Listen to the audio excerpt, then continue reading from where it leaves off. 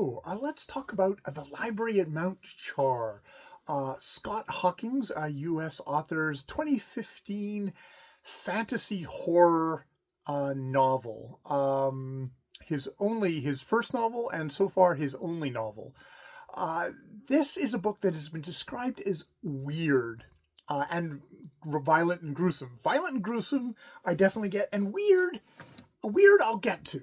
It is interesting in how this book unfolds as it goes along, and yeah. So this opens with the main.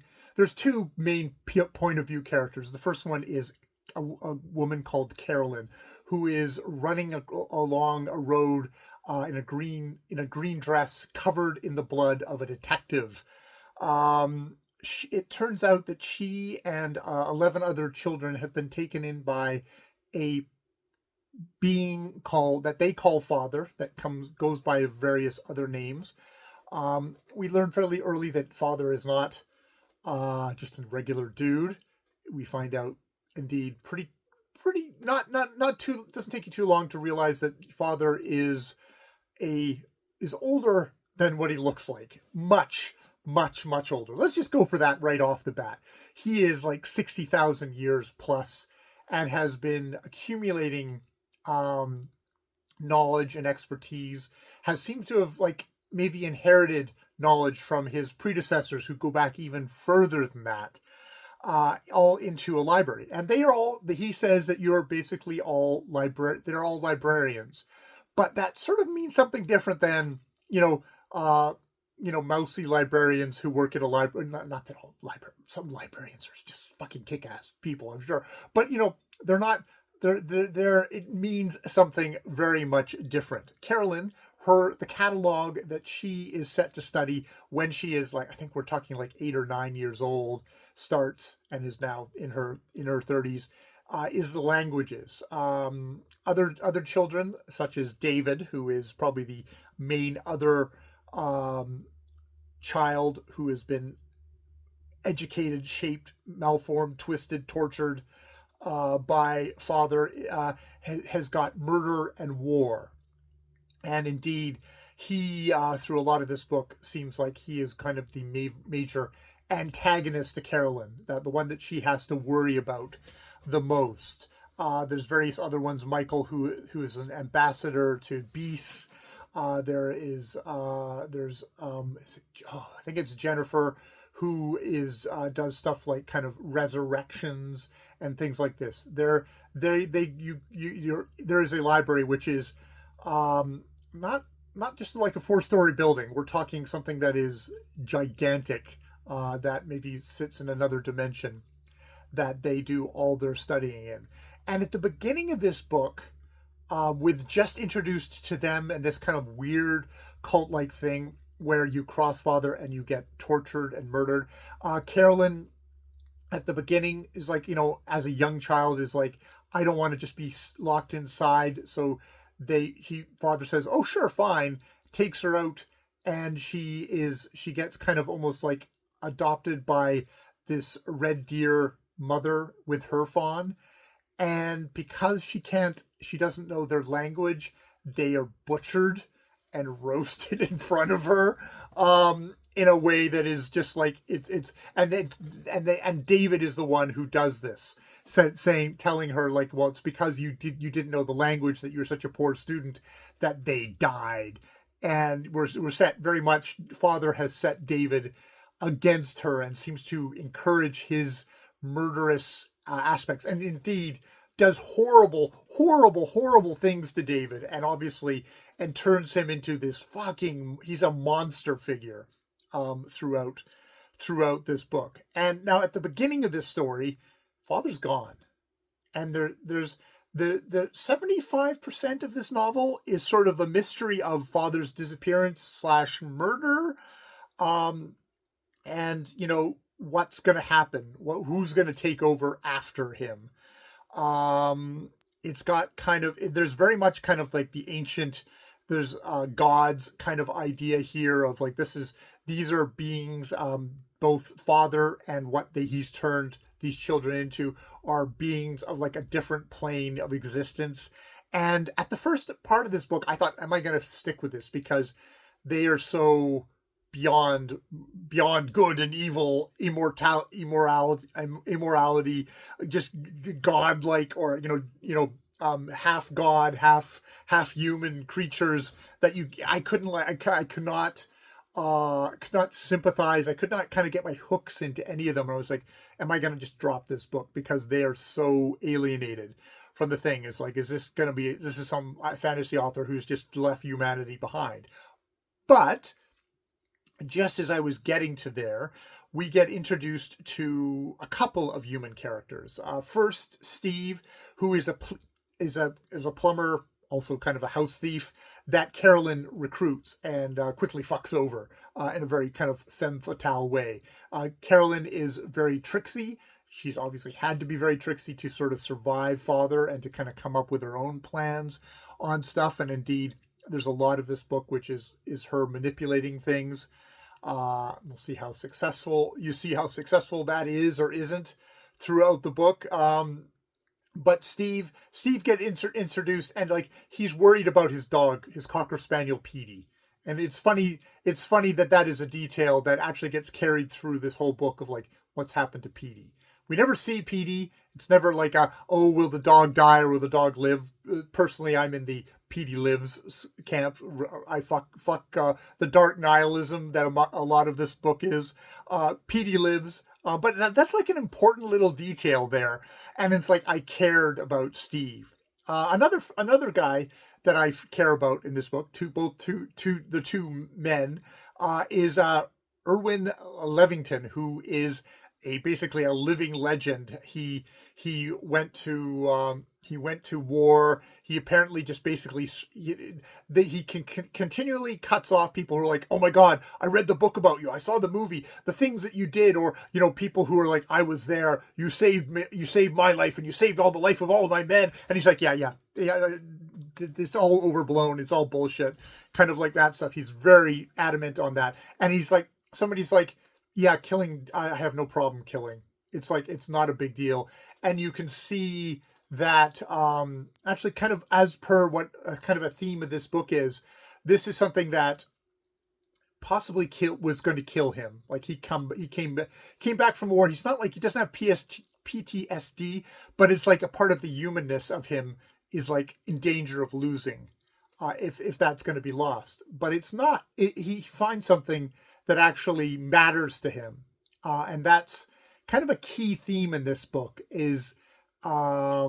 Which is kind of a very classic thing of more traditional fantasy of a hero's journey. Of, are you going to get through a hero's journey and still be a human being on the other side? Will you retain your heart? Will you retain the tenderness inside, even though you've had to be the hero?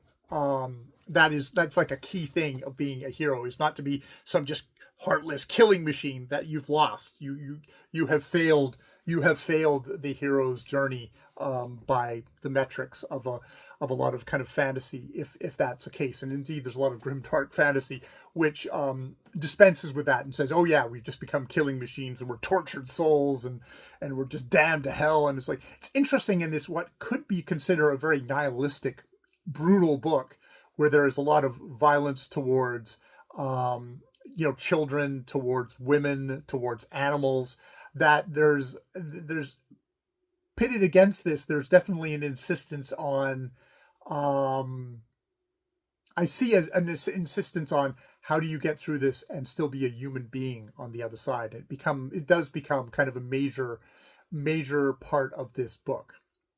Now, the thing about this book is it gets to about the 75-80%, and all the questions of like, father, his disappearance, his murder, who did it, and all that stuff, everything gets answered.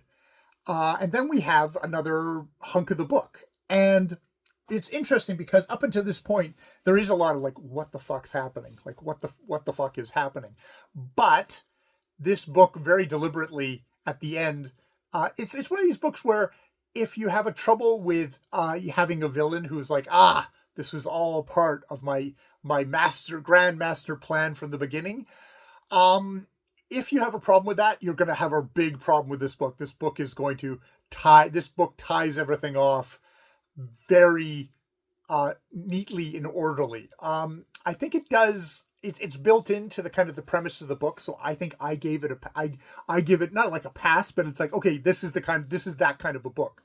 You have a library of basically of infinite knowledge, of all knowingness, of being able to manipulate not only life and death and language and reality and war and time itself. If you can do all that, kind of a la Bill Murray in Groundhog Day, except like on a more even gigantic level. Well, that's what you're gonna get. That's what you're gonna get at the end of this, and suddenly everything that was so confusing at the beginning is like, no, all of this is incredibly tightly constructed into a perfect, orderly little box. It's like it's all incredibly explicable. In some ways, this is the antithesis of a truly weird book. This is not weird fantasy in a way. This is the antithesis of that. It's definitely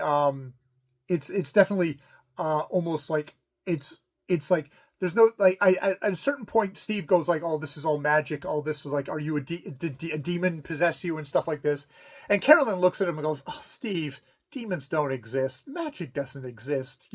It's kind of looking at Steve or any of us as kind of superstitious primitives who don't understand what's obviously just technology. That it's that kind of a level. This is the technology sufficiently advanced is indistinguishable from magic idea. It's very much that. This is like, I started off by saying this was a horror fantasy book. Maybe this is a horror science fiction book. But it's if it is, it's fantasy science fiction, because it's not like a author has extrapolated existing technology now and kind of come to another spot, like, which would be hard science fiction. This is more like a good couple of layers past like Star Trek fantasy or Star Wars fantasy. Way more like on a universe creating kind of a level of stuff. So yeah, there's that. I do struggle with the brutality and the violence in this book. I think it's done for effect. It is done for the, can you be brutalized and still retain a human heart?